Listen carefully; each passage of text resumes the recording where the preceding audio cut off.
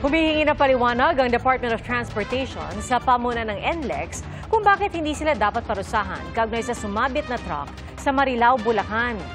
Pinalilibre rin ng DOTR ang toll sa apektadong lugar kung magkakaroon ng matinding traffic.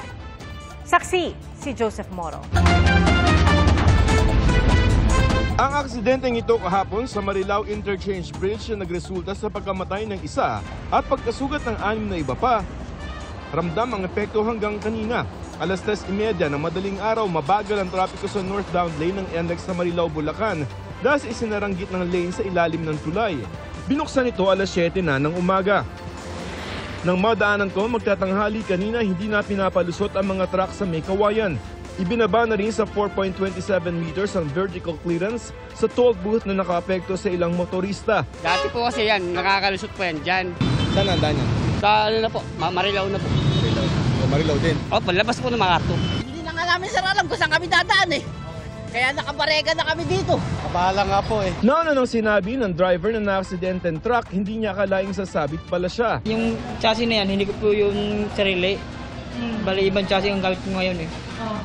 Kaya po siguro na inabot po yan. Mabito. Hindi nyo po na-check. Tumaas po.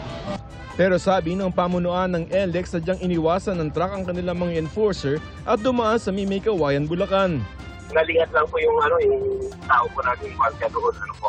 Hindi ko nakita na talagang sumagi po siya. Ayon sa Transportation Department, kapag nagka-traffic dahil sa aksidente dito sa bahagi ng Marilao kung saan maraming truck ang dumadaan, ay pwede nilang iutos sa NLEX na ilibre ang toll fee dito. Kapag yan ay na-disrupt na naman yung mga kababayan natin sa biyahe, kasalanan nila yan, ipapalibre ko po ulit ang toll dyan. Pinagpapaliwanag din ng DOTR ang NLEX Corporation kung bakit hindi nila dapat suspindihin o baguhin ang concession agreement nila gayong tila sunod-sunod ang mga aksidente sa lugar. Sa isang pahayag, sinabi ng NLEX na nakikipagtulungan na sila sa DOTR, Toll Regulatory Board at sa PNP para sa investigasyon kaugnay ng pagsabit ng truck sa tulay. Magbibigay daw sila ng tulong sa apektadong pamilya. Gate pa ng NLEX, meron silang mga hakbang para paigtingin ang kanilang security laban sa mga lumalabag na motorista. Binigyan din nila ang kahalagahan ng pagsunod sa batas trapiko para sa kaligtasan ng lahat. Para sa GMA Integrated News, ako si Joseph Morong, ang inyong saksi. Mga kapuso, maging una sa saksi. Mag-subscribe sa GMA Integrated News sa YouTube para sa iba't ibang balita.